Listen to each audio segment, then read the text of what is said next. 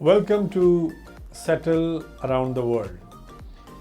آج کے پروگرام میں ہم تو ویسے ہمیشہ ہی بات کرتے ہیں کیونکہ ہمارے پروگرام کا نام ہی سیٹل اراؤنڈ دا ورلڈ ہے۔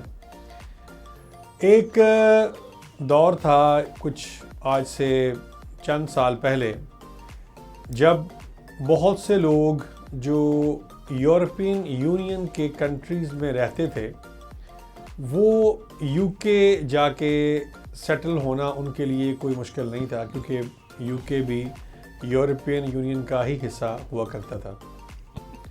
اس دور میں بہت سے لوگ یو کے گئے اور وہاں پر نہ صرف خود سیٹل ہوئے بلکہ ان لوگوں نے اپنے رشتہ داروں کو بھی وہاں پر بلوا لیا، اور اس کی وہاں پر پرمیشن تھی۔ یو کے کی گورنمنٹ نے ان کو یہ پرمیشن دی ہوئی تھی، اور اس کے لیے جو خوبصورت بات تھی وہ یہ کوئی اپلیکیشن فیس نہیں تھی، کسی کو کوئی IHS پے نہیں کرنی پڑتی تھی۔ جسٹ آپ اپلیکیشن دیں، اپلیکیشن ایکسیپٹ ہو گئی تو اپلیکینٹ وہاں پر پہنچ جایا کرتا تھا۔ اور اس دور میں جو اپلیکینٹ یعنی کہ جو لوگ جن کو ویزاز ملے EU سیٹلمنٹ اسکیم کے انڈر جو وہاں پر لوگ گئے، بہت سے لوگ ان میں سے اب ان کے پاس برٹش پاسپورٹس ہیں۔ جن کے پاس نہیں ہیں وہ ILR یعنی کہ indefinite leave to remain apply کرنے والے ہیں، بہت سے لوگ کر چکے ہیں۔ ان میں سے ایسے ہی ہمارے مہمان جو آج ہمارے ساتھ موجود ہیں، جن کے پاس اس سارے پروسیس کا فرسٹ ہینڈ نالج موجود ہے، کیسے گئے وہاں پر اور وہاں ان کو کیا کیا مشکلات بھی ہوں گی جو پیش آئی ہوں گی، کیونکہ جب آپ کسی بھی کنٹری میں جاتے ہیں تو وہاں آپ کو تھوڑی بہت اسٹرگل تو کرنی پڑتی ہے۔ میں آپ کا تعارف کرواتا ہوں سید محسن بخاری صاحب سے۔ جی بخاری صاحب، welcome to the show sir. Thank you جی۔ آپ تھوڑا سا اپنے بارے میں بھی بتائیں گے، تھوڑا سا یہ بھی آپ سے میں پوچھوں گا کہ آپ وہاں پر جب گئے کچھ وہاں پر آپ کو مشکلات بھی ہوئی ہوں گی شروع میں، اور آج آپ انڈیفینٹ اپلائی کرنے والے ہیں، اور چونکہ بہت سے تو کر چکے ہیں، آپ کی فیملی کے بھی لوگ بہت سے کر چکے ہوں گے، آپ نہیں کر سکے، یا یہ کہہ لیجئے کہ کچھ یہ جو کووڈ کی وجہ سے بھی کچھ مشکلات ہوئیں، اور یہ بھی آپ ہمیں بتائیے گا آج کہ وہاں پر زندگی کس طرح کی ایک امیگرینٹ کے لیے جو اپنا ملک چھوڑ کے جا رہا ہے، وہاں پر اپنی فیملی کے ساتھ موو کر رہا ہے، اس کو وہاں پر ایجوکیشن میں، ہیلتھ میں کیا کیا مشکلات جو ہیں وہ پیش آ سکتی ہیں، اور ان کا کس طرح سے مقابلہ بھی کرنا چاہیے، کس طرح سے آپ نے مقابلہ کیا یہ بھی آپ بتائیں گے۔ اور اس سے پہلے میں چاہوں گا کہ آپ ہمیں تھوڑا سا تعارف کرا دیں اپنا، کہ آپ کا پورا نام اور باقی کب آپ وہاں پر گئے، تھوڑی سی اپنی جو سٹوری ہے۔ جی بہت شکریہ، آپ نے مجھے انوائٹ کیا، تھینک یو سو مچ۔ میرا نام ہے سید محسن علی شاہ بخاری جی، اور مجھے شوق تھا 1980 میں جی کہ میں باہر چلا جاؤں، اچھا، اپنی بیٹرمنٹ کے لیے۔ جی، جہاں میں بزنس کرتا تھا، بزنس بھی ماشاءاللہ ٹھیک تھا، ٹھیک، لیکن شوق دل میں پنپتا رہا۔ جی جی جی جی، اور پھر خیر ایک وقت آیا کہ 1985 میں میں وزٹ ویزے پہ امریکہ چلا گیا۔ اچھا، پہلے امریکہ گئے آپ؟ پہلے امریکہ، اچھا، تو جرمنی میں ٹھہرا ایک ہفتہ، اس کے ویزے بھی جرمنی یو کے سارے ویزے میرے پاس تھے، لیکن امریکہ میں چلا گیا۔ وہاں میرے چھوٹے بھائی ڈاکٹر حسن وہاں موجود تھے، جی، تو مجھے تو کوئی پرابلم نہیں ہوئی کیونکہ وہ پہلے سے سیٹلڈ تھے وہاں۔ تو جب وہ ان کے جانے کے 6 ماہ بعد میں گیا، اچھا، انہوں نے مجھے انوائٹ کیا، میں چلا گیا۔ تو وہ مجھے لینے کے لیے پروٹوکول ایسا دیا کہ ان کے 4 دوست ان کے ساتھ تھے، ایک ان کی اپنی گاڑی تھی، 3 گاڑیاں اور تھیں۔ اچھا، جانا تو میں نے ایک ہی گاڑی میں ان کے ساتھ تھا، لیکن انہوں نے میرا تعارف ایسا کرایا ہوا تھا کہ وہ میرے بڑے بھائی ہیں, ہیڈ آف دی فیملی ہیں, تو اچھا. وہ آ رہے ہیں. تو اس لیے لوگوں کو شوق تھا کہ یہ ماشاءاللہ ڈاکٹر ہیں, پی ایچ ڈی ہیں, تو ان کے بھائی کو بھی ملے. اچھا چلیں. تو اس کے پیش نظر وہ ہر کسی کو تو یہ سہولت میسر نہیں ہوتی. نہیں, وہ بھی میں تذکرہ کروں گا آگے جا کے. تو میں تو جی ماشاءاللہ ایئرپورٹ پہ اترا اور پروٹوکول کے ساتھ میں گھر چلا گیا. میرا گھر اور میری ضرورت کی ہر چیز وہاں موجود تھی پہلے سے. Thanks card. اور میں ڈاکٹر حسن جو میرے چھوٹے بھائی ہیں ان کا بھی میں شکر گزار ہوں کہ وہاں مجھے کوئی تکلیف نہیں ہوئی, بہت اچھا رہا ماشاءاللہ. تو وہاں رہنے کے بعد میں واپس آیا. پھر میں نے اپنے چھوٹے بھائی ان کا ویزا لیا, پھر ان کو لے گیا. پھر واپس آیا 6 سال بعد, پھر میں نے ان سے چھوٹے بھائی کو لے گیا. آہستہ آہستہ میں آتا رہا اور اللہ تعالیٰ مہربانی کرتے رہے, بھائیوں کو, بہنوں کو, والدہ صاحبہ کو. جی. تو ود ان 2-3 ایئرس تمام فیملی ہم وہاں امریکہ میں شفٹ ہو گئے. ٹھیک. تو یہ اللہ کی خاص مہربانی اور سارے بھائیوں کا, والدین کی دعاؤں کا نتیجہ تھا کہ بس میں اپنا پاسپورٹ ساتھ دیتا تھا کہ میں وہاں رہتا ہوں, اور وہ اللہ کے فضل سے وہ ایسا تھا کہ وہ ویزا لگ جاتا تھا. جی. تو ساری فیملی وہاں شفٹ ہو گئی. پھر کچھ دیر رہنے کے بعد میں نے وہاں جو بھائی تھے جو ان میرڈ تھے ان کی شادیاں کرنی تھی. تو میرے والدہ صاحبہ کو اللہ کی رحمت کرے, ان کا یہ تھا کہ جب ان کو میں امریکہ لے گیا تو وہ کہتے ہیں امریکہ ہے تو بڑا اچھا لیکن یہ زیادہ دور ہے. اس وقت 19 گھنٹے لگ جاتے تھے, 85-86 میں بات کر رہا ہوں, ڈائریکٹ فلائٹ نہیں تھی. تو انہوں نے جب وہ لنڈن ٹھہرتے تھے ہم جاتے جاتے, تو انہوں نے کہا کہ کہیں لنڈن کا رینج ہو جائے نا تو یہ 7-7.5 گھنٹے. اچھا. جی. تو ان کے حکم کے مطابق میں نے 2 بھائیوں کی شادیاں لنڈن میں کر دیں. اچھا. تو ان کا پھر لنڈن موو ہو گئے. وہ امریکن سلسلہ تو تھا ان کے پاس گرین کارڈ, لیکن ان کے پاس یو کے کی جو پرماننٹ ریزیڈنس تھی وہ بھی انہیں اپنے اسپاؤس کے تھرو مل گئی. تو اس طرح پھر ہم لنڈن, امریکہ موو ہوتے رہے. ٹھیک. پھر میرے ایک کزن تھے اسپین میں, میں وہاں گیا. انہوں نے کہا جی آپ تشریف لائے ہیں, اٹ واز 1997.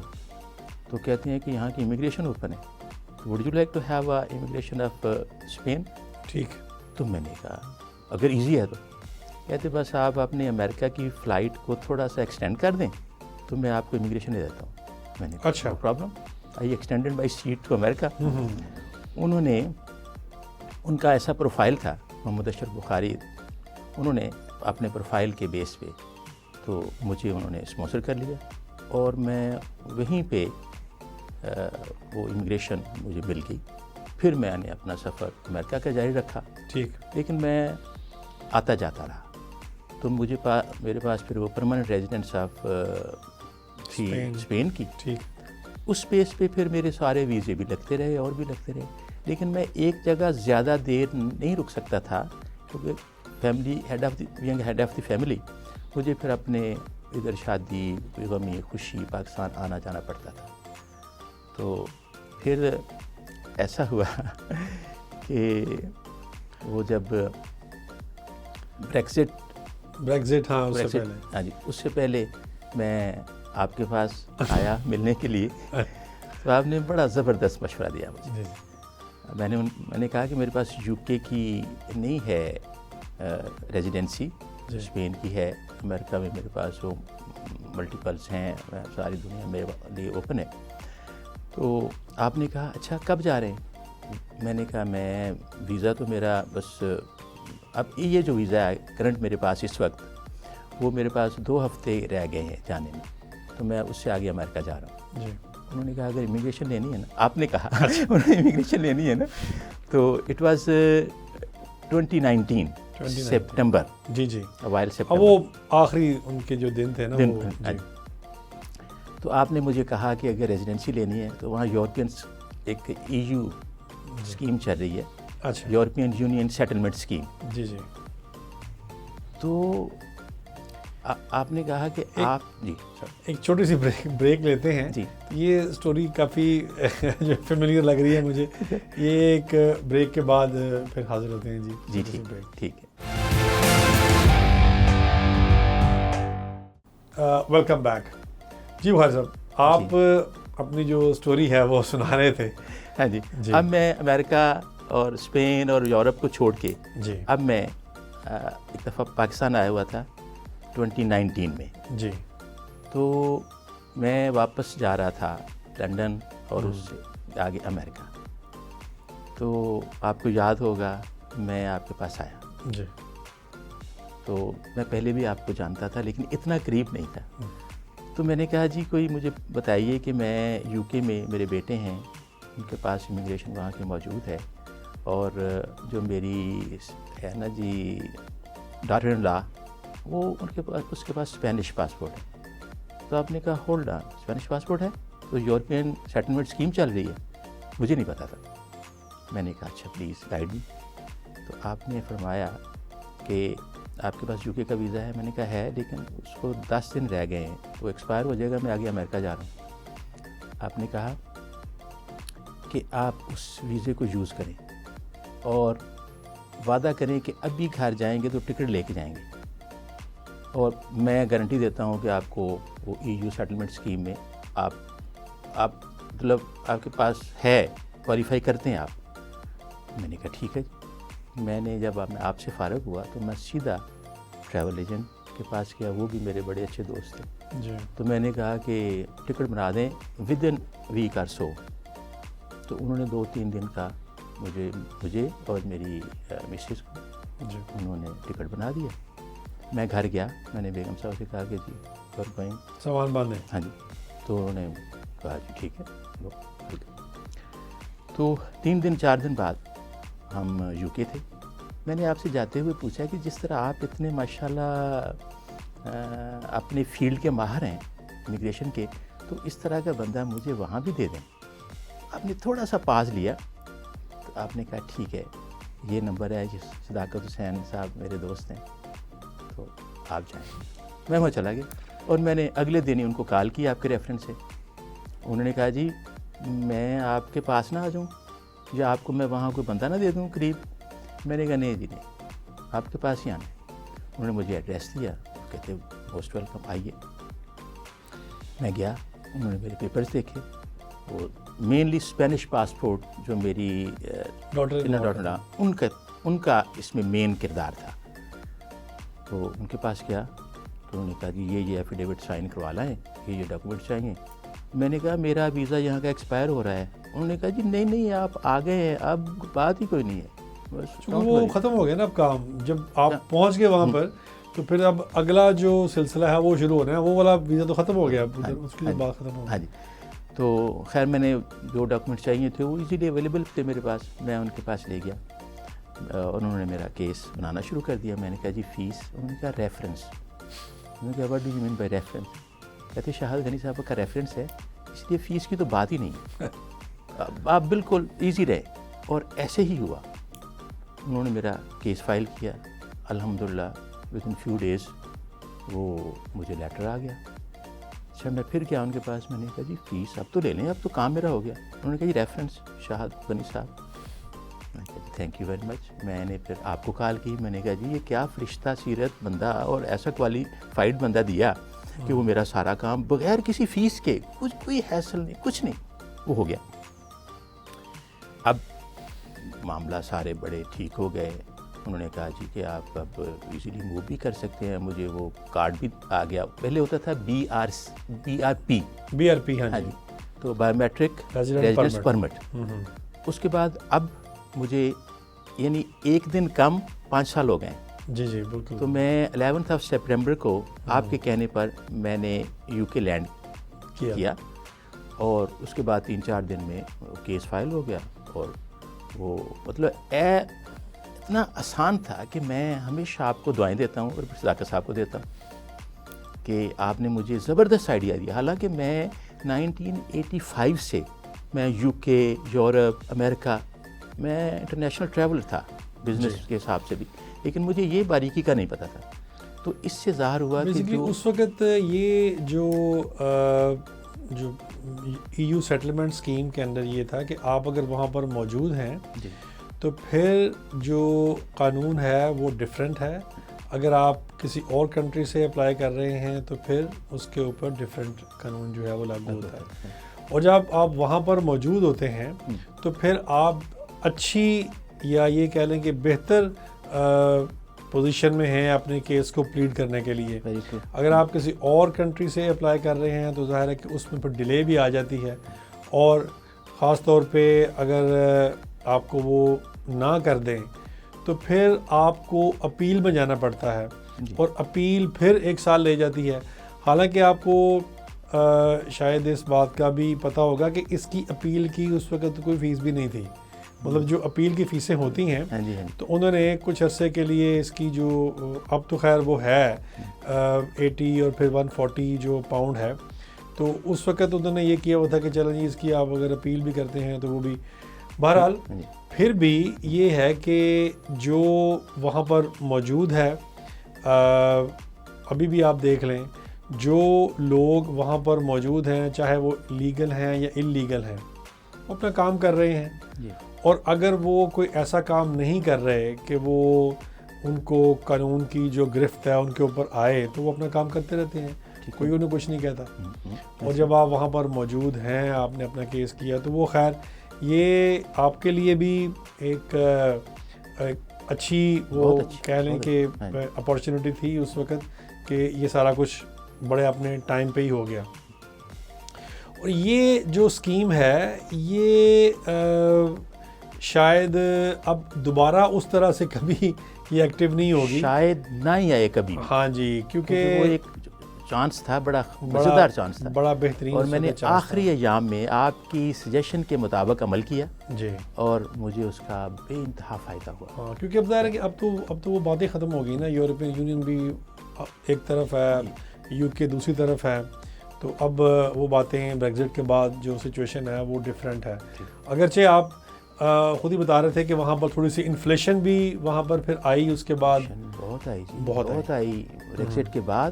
یہاں چیزیں بہت مہنگی ہو گئیں, کیونکہ یورپ سے نکلنا, اسی لیے تو انہوں نے بہت سال لگائے, اور کئی پرائم منسٹر اسی لحاظ سے انہوں نے ریزائن کیا کہ آدھی پبلک ایک طرف تھی, آدھی ایک طرف تھی جی. تو ان کو جو لوگ نہیں اس میں حامی بھر رہے تھے بریگزٹ کے لیے, تو وہ بھی سچے تھے جی. اس لیے 2-3 دفعہ وہ الیکشن ہوئے, 2-3 دفعہ ریفرینڈم ہوا, تو 51-49 کی ریشو سے یہ چلتا رہا. تو اب جو ہو گیا, لیکن یہ اتنا اچھا نہیں ہوا. اچھا, مطلب آپ یہ سمجھتے ہیں ہاں جی کہ یہ بریگزٹ والا یو کے کی جو اکانومی ہے اس کو بڑا دھچکا لگا, اور اب چیزیں زیادہ مہنگی ہو گئی.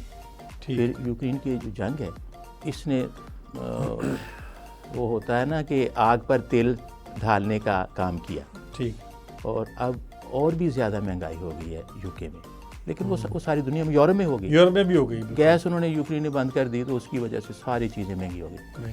لیکن پھر بھی وہ اچھے ایڈوانس کنٹری ہیں, اور سوشل سیٹ اپ بڑا زبردست, بہت زبردست. وہ انسان کی قدر کرتے ہیں, قطع نظر کے مسلم ہیں, نان مسلم ہیں, پاکستانی ہیں, کچھ بھی ہیں, کالے لوگ وہ آ کے کچھ نہ کچھ اپنا کام کرتے ہیں. ویسے کوئی وہاں پر کوئی خاص ریسزم بھی ہم نے نہیں دیکھا, بالکل نہیں. اس کے بارے میں بات کرتے ہیں ڈیٹیل میں. یہ جو امیگرینٹس کو وہاں پر جا کے, ظاہر ہے آپ کو بھی جو ابھی آپ دیکھ رہے ہیں وہاں, ابھی تو بہت لوگ جا رہے ہیں وہاں پر, امیگرینٹس جو ہو رہے ہیں ورک پرمٹ پہ جا رہے ہیں, ان کے کیا مسائل ہیں, ظاہر ہے آپ کو بھی فیس کرنے پڑ رہے ہوں گے, دیکھے ہوں گے آپ نے. ایک چھوٹی سی بریک لیتے ہیں, اس کے بعد بات کرتے ہیں.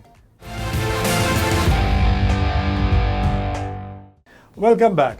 بریک سے پہلے ہم بات کر رہے تھے کہ جو امیگرینٹس ہیں ان کو تو ظاہر ہے بہت سے مسائل ہوتے ہی ہیں, مگر ابھی چونکہ آپ وہاں پر ایک اچھا ایک اسٹیٹس انجوائے کر رہے ہیں, آپ نے محنت بھی کی ہے اس میں, تو آپ دیکھ رہے ہیں وہاں پر یو کے میں امیگرینٹس کو, جو اتنے لوگ وہاں پر آ رہے ہیں, بہت سے لوگ جو ہیں وہ شاید بغیر سوچے سمجھے ہی جا رہے ہیں وہاں پر, یہ سوچتے ہوئے کہ پتہ نہیں وہاں جائیں گے تو جاتے ہی وہاں پر کوئی جو ندیاں ہیں وہ دودھ اور شہد کی بہنا شروع ہو جائیں گی، یا وہاں پر پاؤنڈز جو ہیں وہ درختوں پہ لگے ہوں گے. کیونکہ ہم نے یہ دیکھا ہے بہت سے لوگ وہاں پر جب بھی جانا ہوتا ہے تو وہ یہی سوچ رہے ہوتے ہیں کہ ہم تو یہ سوچ کے یہاں پر آئے تھے اور اب یہ ہمیں محنت بھی اتنی کرنی پڑتی ہے، اور پھر جو ویجز ہیں وہاں پر اس کا بھی خاصا فرق ہے وہاں، اور انفلیشن کی وجہ سے مہنگائی بھی بہت زیادہ ہے. ہاؤسنگ کے ایشوز جو ہیں وہاں پر وہ خاصے کروشل ہیں. ہاؤسنگ کا بڑا مسئلہ ہے. جو کرائے میں نے دیکھا ہے کہ وہاں پر 700 پاؤنڈ 800 پاؤنڈ میں بڑا اچھا گھر مل جایا کرتا تھا، وہ بھی اب شاید 1500 1600 پاؤنڈ میں وہ مل رہا ہے. اور یہ ساری چیزیں جو ہیں میں جو سمجھتا ہوں کہ شاید اس وجہ سے ہیں کہ وہاں پر گنجائش کم لوگوں کی تھی، یا زیادہ لوگ وہاں پر آ گئے ہیں، یا ایک خطے میں یعنی کہ ایک حصے میں جو اربن لائف ہے وہاں پر وہ ڈسٹرب ہوئی ہے. وہاں پر ویسے سبرب ہے، وہاں پر بہت سے ایسے بھی علاقے ہیں جہاں پر لوگ بہت کم، اس طرح ویلز ہے، ویلز میں لوگ زیادہ نہیں جاتے. اسکاٹ لینڈ ہے وہاں پر. تو یہ آپ کے بھی یہ آبزرو آپ نے بھی کیا ہوگا اس کے بارے میں، کیونکہ آپ تو وہاں پر موجود ہیں اور ہم تو کبھی کبھار جاتے ہیں. تو آپ اس کے بارے میں کیا سمجھتے ہیں؟ جی، آپ کا جو نالج ہے وہ اپ ٹو ڈیٹ ہے ماشاءاللہ. جی، تو میرا خیال آپ ریسنٹلی گئے ہیں 2-3 مہینے پہلے. تو ہونا چاہیے ایز این امیگریشن لائر آپ کو یہ سارا پتہ ہونا چاہیے. لیکن جو میرا ایکسپیرینس ہے میں آپ سے ضرور شیئر کرتا ہوں. آپ نے گفتگو کے اوائل میں ایک بات کہی کہ لوگ یہ سمجھتے ہیں کہ وہاں ندیاں بہہ رہی ہیں اور پاؤنڈ جو ہیں درختوں پہ لگے ہوئے ہیں. تو مجھے نا ایک واقعہ یاد آ گیا 1986 کا. تو میں نیو یارک گیا، JFK میں اترا اپنے کام شام کے لیے. تو وہاں ایک دوست نے مجھے کہا کہ مجھے بتایا گیا تھا کہ وہاں درختوں پہ پیسے لگے ہوئے ہیں. اچھا، اس نے مطلب واقعی لٹرلی سمجھا اس نے، سادگی بھی تھی. اچھا، تو اس نے تو جس بندے نے بتایا اس نے تو کہا کہ فراوانی ہے. تو ہی سیڈ کہ میں JFK پہ اترا، پہلی دفعہ کیا تھا میرے زندگی میں سفر ہے. اور میں اترا جا کے تو بیٹھا سامان کے انتظار میں، تو $1 اڑا کسی جگہ سے. اچھا، تو میرے یہاں نا آ کے زانو پہ آ کے نا وہ رک گیا. اچھا، کہتا ہے میں نے کیا کیا، پکڑا اس کو؟ نہیں پکڑا، نہیں. میں نے کہا واقعی یہ بات صحیح ہے، یہ تو درختوں کو $1 لگے ہوئے ہیں. تو ہی سیڈ کہ میں نے نا ایسے اس کو کہا، ایسے میں نے کہا آج تو تھکے ہوئے ہیں، کل سے اکٹھے کرنے کے. اس نے ایسے کیا، ایسے $1 کو نیچے پھینک دیا اس نے. واہ، پتہ جو ہوا آپ نے کہا بہت تھوڑا ہے، ویسے بھی $1 ہے. تو ہاں جی، تو کل سے اکٹھے کرنے شروع کریں. تو یہ سوچ کر جو بندے جاتے ہیں نا انہیں بہت مشکلات ہوتی ہیں. اور اب میں آ جاتا ہوں واپس آپ کے دوسرے سوال کے کہ میں UK گیا. پھر اللہ کا شکر ادا کر کے کہتا ہوں کہ میرے بیٹے وہاں تھے، بھائی وہاں تھے. انہوں نے مجھے ہاتھوں ہاتھ لیا اور ایئرپورٹ سے ریسیو کیا، اور میرا کمرہ اور میری الماری جس طرح کی میری خواہشات تھی الحمدللہ وہ سیٹ تھا سارا. لیکن اگر میں دیکھوں کہ جن لوگوں کا کوئی نہیں ہے وہاں اور وہ بغیر اسکل کے وہاں چلے جاتے ہیں، ان کے لیے بہت مشکلات ہیں. میں یعنی آپ کی وساطت سے میں ان کو مشورہ دینا چاہتا ہوں کہ UK آئیں. واقعی پاؤنڈس ہیں، واقعی نہریں بہہ رہی ہیں، درختوں پہ نہیں ہے. محنت کر کے کمانے پڑتے ہیں. لیکن اگر کوئی بندہ اسکل یہاں سے حاصل کر لے، وہ ضروری نہیں ہے کہ وہ بہت پڑھا لکھا ہو، وہ ڈرائیور ہو، اس کی ایک جاتے ہی ڈیمانڈ ہے، وہ پلمبر ہو، الیکٹریشین ہو، یعنی اس طرح کا کوئی ہینڈی مین ہو، تو وہ جاتے ہی سیٹل ہو جاتا ہے. ہمارا بزنس ہے وہاں آئی فون کا، آئی میک، آئی فون، یہ لیپ ٹاپ وغیرہ کا. اور ہم نے کچھ بندے اسپانسر کیے ہیں اپنے، اور کچھ ہم نے ویسے بھی ایک نائجیریا سے ہم نے بندہ منگوایا ہے. اور لیکن وہ ہیں ٹیکنیشین. مطلب آپ ماشاءاللہ آپ خود اس پوزیشن میں ہیں کہ آپ لوگوں کو وہاں پر اسپانسر دے سکیں، ان کو کاسٹ جو ہوتا ہے وہ دے کے ان کو بلوا سکیں، ملازمت ان کو دیتے ہیں وہاں پر آپ دیتے ہیں. ٹھیک، اور کوائٹ لیگل ہے یہ. جی بالکل، اسکلڈ ورکر ویزا. اور اس میں بات یہ ہے کہ وہ واقعی بندہ اسکلفل ہونا چاہیے. ہاں میں نے اپنے ایک نیفیو کو بلایا ہے، تو میں نے اسے کہا کہ آپ پہلے آئلٹس کلیئر کریں، اس کے بعد آپ اس کا کورس کریں حفیظ سینٹر سے. میں نے اس کو کورس کروایا موبائل کا. وہ موبائل ٹیکنیشین ہے. وہ ٹیکنیشین بن کے گیا اور جاتے ہی اس کو چیئر مل گئی اور اس کی لیب دے دی گئی کہ لو جی، اور اس نے جاتے ہی پہلے دن ہی پیسے کمانے شروع کر دیے، اور کما کے بلکہ اپنی سیلری بعد میں ہے، پہلے ہمیں کما کے دی اس نے. اچھا زبردست. تو ایک بندہ ہم نے نائجیریا سے کسی ریفرنس سے اس نے آنا چاہا، تو اس کو اس کے بھائی انجینئر ہے وہاں یو کے میں، تو اس نے کہا جی میں اپنے بھائی کو بلانا چاہتا ہوں. تو اس کو کہا بلائیں، لیکن یہ ریکوائرمنٹ ہے. اس نے 2 سال اس کو وہاں کورس کرایا، اس کو انگلش سکھائی، اور ہم نے اسے سی او ایس بھیجا اور وہ آ گیا مطلب فوراً. میں آپ بالکل ٹھیک کہہ رہے ہیں. ہمارے یہاں جو ہمارا نوجوان ہے، وہ چاہے وہ میل ہے یا فیمیل ہے، اس کو جلدی بہت ہے. وہ کہتا ہے کہ مجھے یہ آئلٹس وائلٹس بھی چاہے نہ کرنا پڑے کسی طریقے سے، اگر یہ بھی میں اوائڈ کر سکتا ہوں، بس کسی طریقے سے میں وہاں پر چلا جاؤں. حالانکہ یہ تو اب باتیں اسٹیبلش ہو چکی ہیں کہ جب تک آپ کے پاس کوئی اسکل نہیں ہے پاکستان میں، ہم لوگ ان اسکلڈ لوگوں کو، جس طرح آپ نے ابھی شروع میں ذکر کیا، پلمبر ہے، الیکٹریشین ہے، یا کوئی بھی جو کہ ہاتھ سے کام کرنے والا ہے، ان کو ہم عام طور پہ کوئی اتنا وہ ویلیو نہیں کرتے. مگر جب ہم وہاں جاتے ہیں تو وہاں جا کے یہ پتہ چلتا ہے کہ ان لوگوں کی بہت زیادہ ویلیو ہے. وہاں پر میں جہاں ٹھہرا ہوا تھا، وہاں انہوں نے اپنے گھر میں ایک وہ جو تھا نا شینڈلیئر، وہ منگوایا انہوں نے لگوانا تھا. تو انہوں نے 500 پاؤنڈ جو ہے وہ صرف لگوانے کے دیے. جی تو مطلب یہ ہے کہ 500 پاؤنڈ بندہ ایک دن میں کما کے تو وہ لے گیا. تو یہ تھا. آج ہمارے ساتھ سید محسن بخاری صاحب موجود تھے، اور انہوں نے اپنی کیس ہسٹری آپ کو بتائی. اس طرح کی بہت سی کیس ہسٹریز ہیں، اس طرح کے بہت سے لوگ، بہت سے کامیاب لوگ جو ہیں وہ دنیا کے دیگر حصوں میں بھی موجود ہیں، یو کے میں بھی ہیں. آئندہ بھی کسی نہ کسی ایسے دوست کو آپ سے ملواتے رہیں گے. آپ سے ملاقات ہوگی اگلے پروگرام میں کسی نئی ٹاپک کے ساتھ. تب تک کے لیے خدا حافظ.